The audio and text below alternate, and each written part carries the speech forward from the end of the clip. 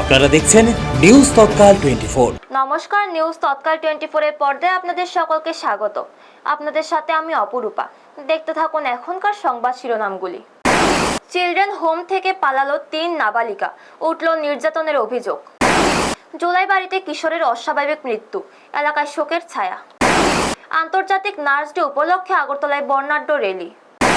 শান্তির বাজারে মারুতি গাড়ির ধাক্কায় আহত 2 বাইক আরোহী। অটো চালকদের তৎপরতায় হাতে নাতে ধরা পড়ল ছাগল চোর। জুলাই বাড়িতে রাধা গোবিন্দ জিউর বার্ষিক উৎসব শুরু। এখন সংবাদ বিস্তারিত।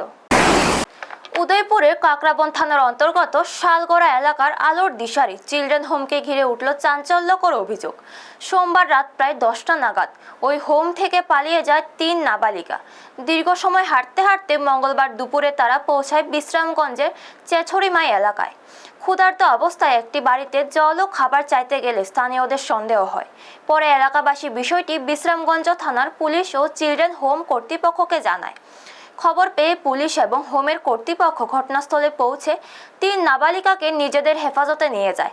তবে ঘটনাকে কেন্দ্র করে ক্ষোভ ছড়ায় স্থানীয়দের মধ্যে। এলাকাবাসীর অভিযোগ, ওই চিলড্রেন হোমে নাবালিকাদের উপর শারীরিক ও মানসিক নির্যাতন করা হয়। পাশাপাশি তাদের ঠিকমতো খাবারও দেওয়া হয় না বলেও অভিযোগ ওঠে। ব্যুরো রিপোর্ট, নিউজ তৎকাল 24।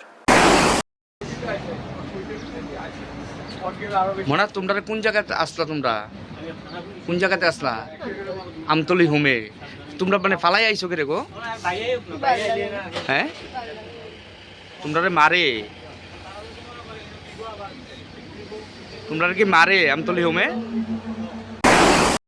ম্যাডাম, আপনার এই যে এটার নাম কি হোমটার? কোন জায়গাতে এটা? কাকরাবন আমতলি। তো ম্যাডাম 3 জন বাচ্চা যায় বসে, বিষয়টা কি? মানে এখান থেকে আপনারা এখান থেকে তারা তো কইতাছে মারে, খাওয়ান দেওয়া হয় না। এটা কি হারে কান্তাছে মানে এলাকাবাসীর আটক করেন? আপনি কি এটা দায়িত্বে আছে হোমের? আমি হোমের এলাকার কাউন্সিলর। ও তুই কাউন্সিলিং করেন, এটাই না করবেন আপনি।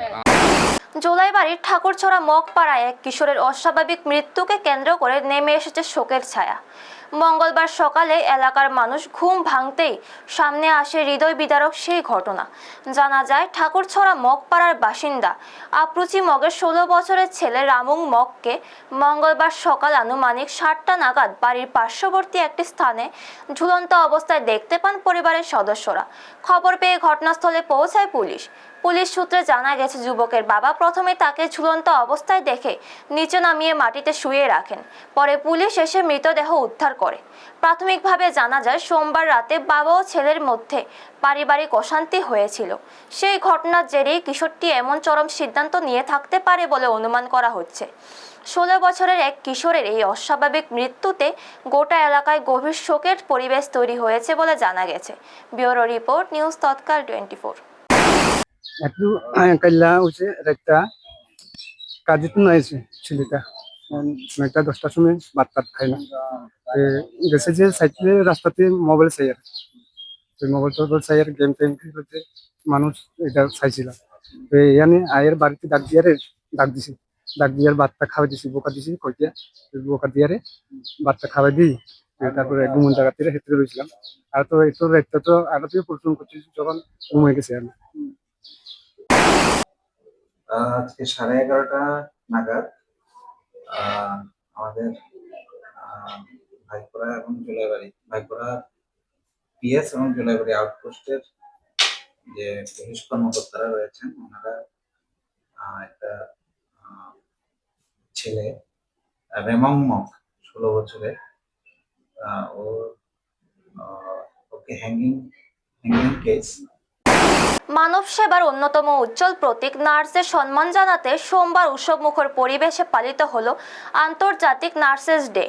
একই সঙ্গে আধুনিক নার্সিং সেবার পথপ্রদর্শক ফ্লোরেন্স নাইটিঙ্গেলের ২০৬তম জন্মবার্ষিকীও যথাযোগ্য মর্যাদা উদযাপন করা হয়। এই উপলক্ষে আগরতলার আইজিএম হাসপাতাল থেকে এক বর্ণাঢ্য র্যালি বের করা হয়। র্যালিতে অংশ নেন নার্সিং কর্মী, স্বাস্থ্যকর্মী ও প্রশিক্ষণরত নার্সরা। ব্যানার, ফেস্টুন ও বিভিন্ন সচেতনতামূলক বার্তা নিয়ে র্যালিটি আগরতলা শহরের বিভিন্ন গুরুত্বপূর্ণ পথ পরিক্রমা করে পুনরায় আইজিএম হাসপাতাল প্রাঙ্গণে এসে শেষ হয়। আয়োজকদের পক্ষ থেকে জানানো হয়, সমাজে নার্সদের অবদানকে সম্মান জানানো এবং স্বাস্থ্যসেবায় তাদের গুরুত্বপূর্ণ ভূমিকা তুলে ধরতেই এই কর্মসূচির আয়োজন করা হয়েছে। পুরো অনুষ্ঠানে উৎসাহ ও উদ্দীপনার পরিবেশ লক্ষ্য করা যায়। ব্যুরো রিপোর্ট, নিউজ তৎকাল 24। International nurses day. আজকের দিনে আমি বলবো যে নার্সরা মানে আমাদের নার্সিং অফিসাররা যে পরিষেবা দিচ্ছেন, কোভিডের সময় দিয়েছেন, হাসপাতালে রোগী ভর্তি হলে তারা পরিষেবা দেন, তারা নাইটিঙ্গেলকে অনুসরণ করবেন এবং মানুষকে আরো সুন্দর পরিষেবা দেওয়ার চেষ্টা করবেন। রাজ্যে একের পর এক সড়ক দুর্ঘটনা যেন উদ্বেগ বাড়িয়ে চলেছে।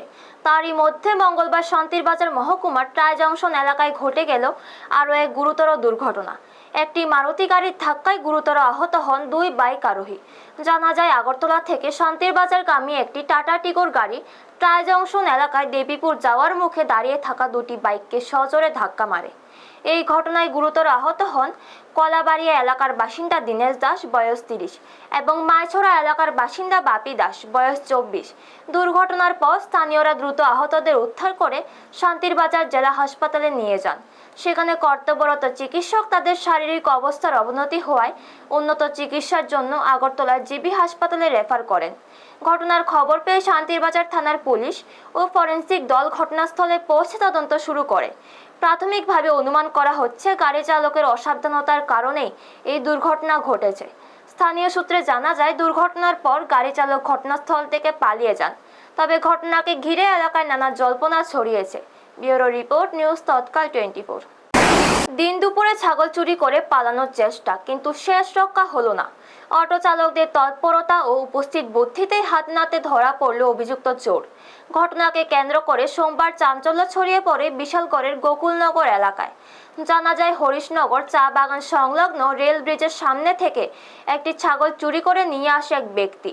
ছাগলটি যাতে ডাকাডাকি করতে না পারে সেই কারণে তার মুখ বেঁধে অত্যন্ত সতর্কতার সঙ্গে গোকুলনগর রাস্তার মাথা অটো স্ট্যান্ডে পৌঁছায় সে। তবে ছাগলের মুখ বাঁধা অবস্থায় দেখে সন্দেহ হয় অটো চালকদের। তারা ওই ব্যক্তিকে জিজ্ঞাসাবাদ শুরু করলে সে অসংলগ্ন কথা বলতে থাকে। পরে কড়া জেরার মুখে অভিযুক্ত স্বীকার করে যে সে ছাগলটি রেল ব্রিজ এলাকা থেকে চুরি করেছে। ঘটনার খবর পেয়ে বিশালগড় থানার পুলিশ দ্রুত ঘটনাস্থলে পৌঁছে অভিযুক্তকে আটক করে থানায় নিয়ে যায়। উদ্ধার করা হয় চুরি হওয়া ছাগলটিও। এই ঘটনায় অটো চালকদের তৎপরতা ও সাহসিকতার প্রশংসা করেছেন স্থানীয় বাসিন্দারা। ব্যুরো রিপোর্ট, নিউজ তৎকাল 24। আজকে কতক্ষণ আগে একটা ছাগল চুর ধরা পড়ছে। একটা ছাগল লইয়া আগরতলার দিকে যাইতে গেছিল। আমাদের স্ট্যান্ডের উপর বাইরে গেছে, গাড়িটা দিয়ে আগরতলা লয়ে যেতে পারবো। গাড়িটা ছাগলটা করতে আনছো, ওইদিকে তেকিয়ে নিয়ে আনছি। কত 3,500 টাকা।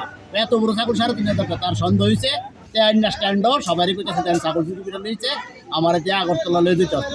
ওটু বাইরে গেছি, ধন্যবাদ তোমারে, তুমি যেহেতু ধরাই দিছো। তার এখন আটকে রাখছি আমরা।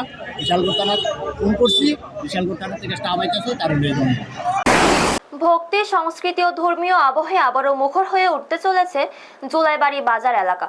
প্রতি বছরের মতো এই বছরও জুলাইবাড়ি ব্যবসায়ী কমিটির উদ্যোগে অনুষ্ঠিত হতে যাচ্ছে শ্রী শ্রী রাধা গোবিন্দ জিউর বার্ষিক উৎসব। এই উৎসবকে সামনে রেখে মঙ্গলবার উৎসব কমিটির পক্ষ থেকে এক সাংবাদিক সম্মেলনের আয়োজন করা হয়। সেখানে উৎসবের বিভিন্ন কর্মসূচি সম্পর্কে বিস্তারিত তুলে ধরেন উদ্যোক্তারা। জানানো হয়, আগামী 29শে বৈশাখ বুধবার সন্ধ্যায় গঙ্গা আনয়নের মধ্য দিয়ে উৎসবের শুভ সূচনা হবে। এরপর টানা 3 দিন রাজ্যের বিভিন্ন প্রখ্যাত শিল্পীদের উপস্থিতিতে অনুষ্ঠিত হবে হরিনাম সংকীর্তন। আগামী 1 জ্যৈষ্ঠ মহাপ্রসাদ বিতরণ করা হবে এবং 2 জ্যৈষ্ঠ ভোরবেলায় নগর কীর্তনের মাধ্যমে উৎসবের সমাপ্তি ঘটবে। উৎসব উপলক্ষে প্রতিদিন দুপুরে আগত ভক্তদের জন্য অন্নপ্রসাদেরও ব্যবস্থা রাখা হয়েছে বলে জানিয়েছেন উদ্যোক্তারা। সাংবাদিক সম্মেলনের মাধ্যমে উৎসব কমিটির পক্ষ থেকে সকল ধর্মপ্রাণ মানুষকে উৎসবে অংশগ্রহণের আহ্বান জানানো হয়। ব্যুরো রিপোর্ট, নিউজ তৎকাল 24।